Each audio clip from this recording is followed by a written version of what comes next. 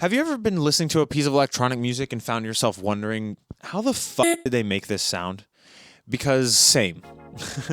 And after a while of messing around with synths and sound design and stuff like that for electronic music, I've noticed a handful of techniques that kind of come up regardless of genre, whether it's house or dubstep or drum and bass or anything like that. There's a handful of techniques that sound awesome, period. And I wanted to just share them. And that's the whole idea for this video. That's it. All right, technique number one is kind of the fundamentals of the acid lead sound. And essentially all that it is a peak, like a resonance peak going into distortion. And I'm going to keep all of these patches and stuff like super simple because I just want to focus on the fundamental technique that's underlying it. So no crazy tricks or anything like that. Keep it as simple as possible. So what we have here is just a straight up saw wave. Let me turn everything off. Just a straight up saw wave.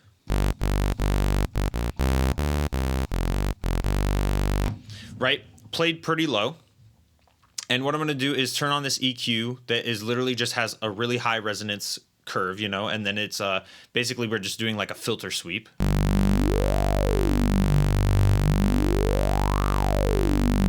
Which on its own sounds pretty cool, but once you start to add more distortion to it afterwards, quite a bit in this case, I'm going to add Ableton Saturator and then also the pedal just for a little bit extra.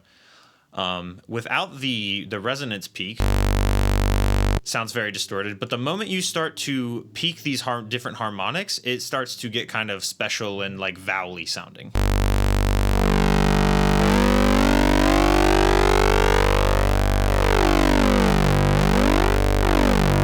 Especially in this like 100 to 500 hertz kind of range. Up here sounds decent.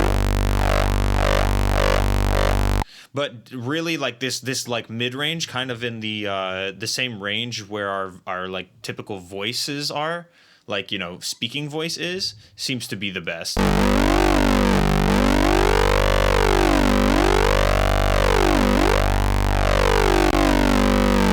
And the way you can get this to kind of work with your bass line or whatever part you're writing is if we use the filter that is included in Operator, and it's just literally a low pass filter with a good amount of resonance, and then we have the envelope, spiking down. So with none of the saturation or anything, it sounds like this.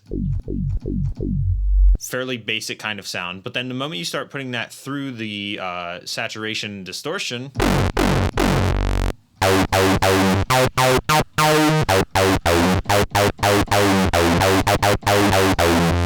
you get that acid kind of lead sound. So it's like an ultra simple technique, but I mean, it's used everywhere all of the time. Some examples of tracks that use this are Bliss by Halogenics, fantastic one.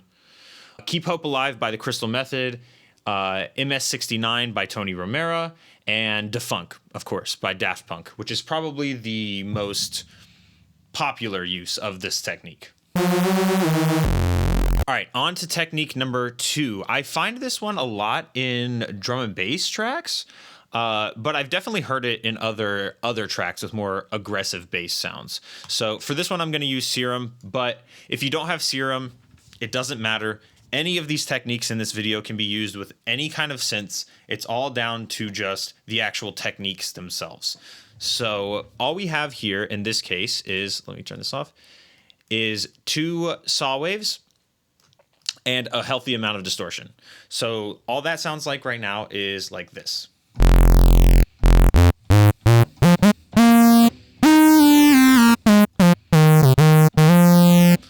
Right? And then we're going to start detuning them to make what's called like a respace.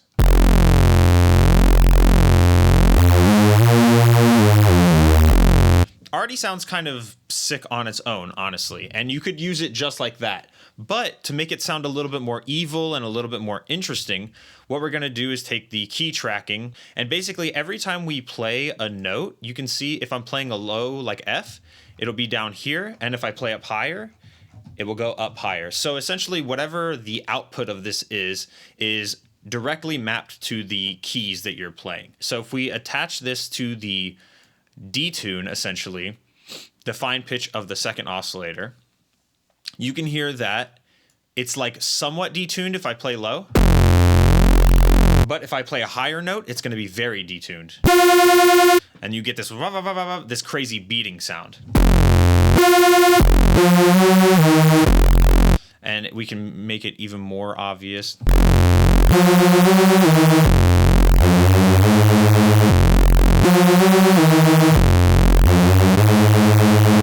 Right? That's a technique that I love, and every time I hear it in a drum and bass song, I'm just like, ooh, so tasty.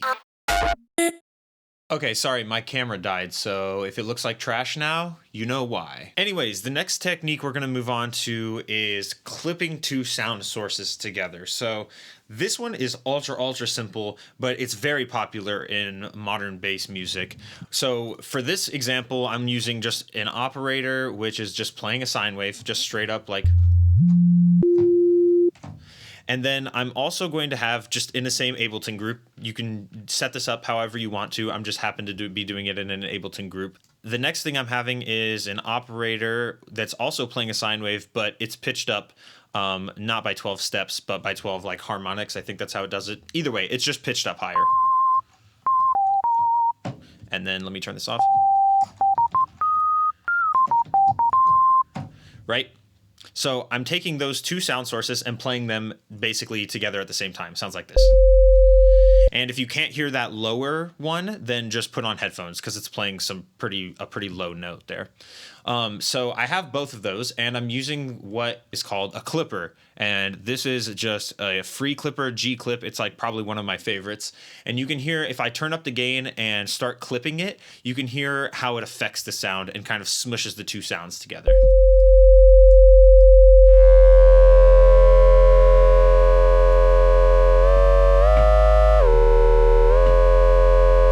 Sounds kind of sick, right? And then if you start doing things like putting like vibrato on the high voice, it sounds really awesome.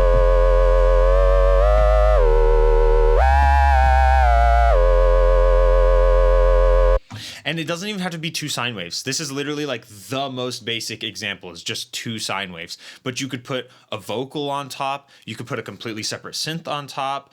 For example, I used a square wave and a saw wave, playing a melody on top and playing a bass in the bottom, and clipped those two together for my track Energy.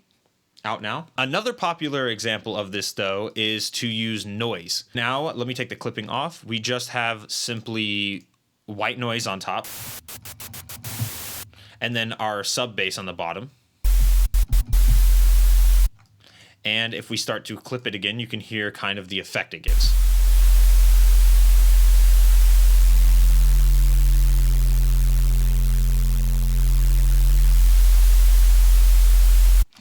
And there's a lot of reasons for how this effect works and kind of why it works and how it affects the sound, but I'm going to save that for a later video. So, I don't know, subscribe if you want to watch that. I don't know. Two tracks that use this clip technique. One that just came out that's really cool is Tearjerker by Cyclops, and then Energy by When You Know. Out now.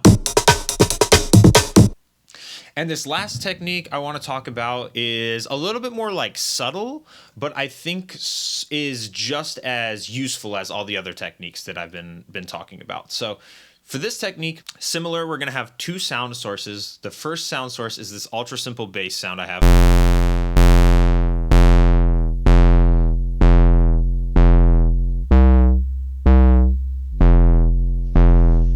So you can hear how it's just kind of like this repeating cycle. And the second sound source we have is just, if I take everything off, you can hear that it's just some like vinyl crackle, essentially. It's really, really quiet. That's why I just distorted the crap out of it and high passed it. It's essentially just a texture thing. That's kind of what you want for this second sound source. It's just like a cool texture. And what we're gonna do is actually put a gate on this texture and have the gate open every time our bass plays.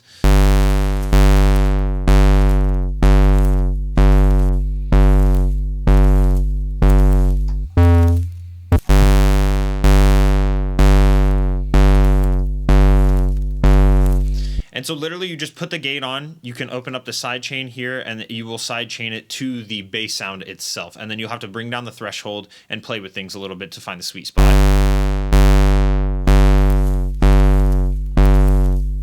But if you kind of turn it down, it's kind of loud and obvious right now. But if you turn it down, it can be really, really nice to just add like a top layer of texture to any of your bass sounds, so they don't sound so sterile.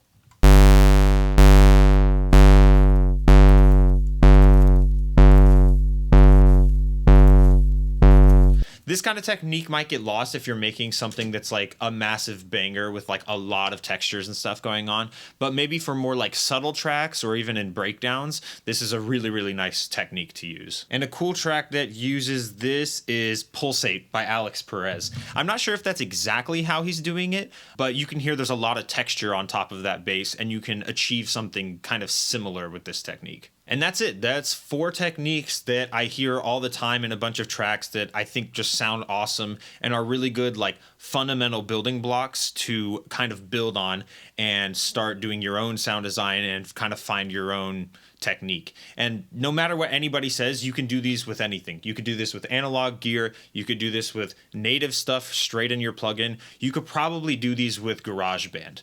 It doesn't matter. As long as you understand the fundamental techniques behind it, you'll be able to take this and apply it to any DAW, any synth.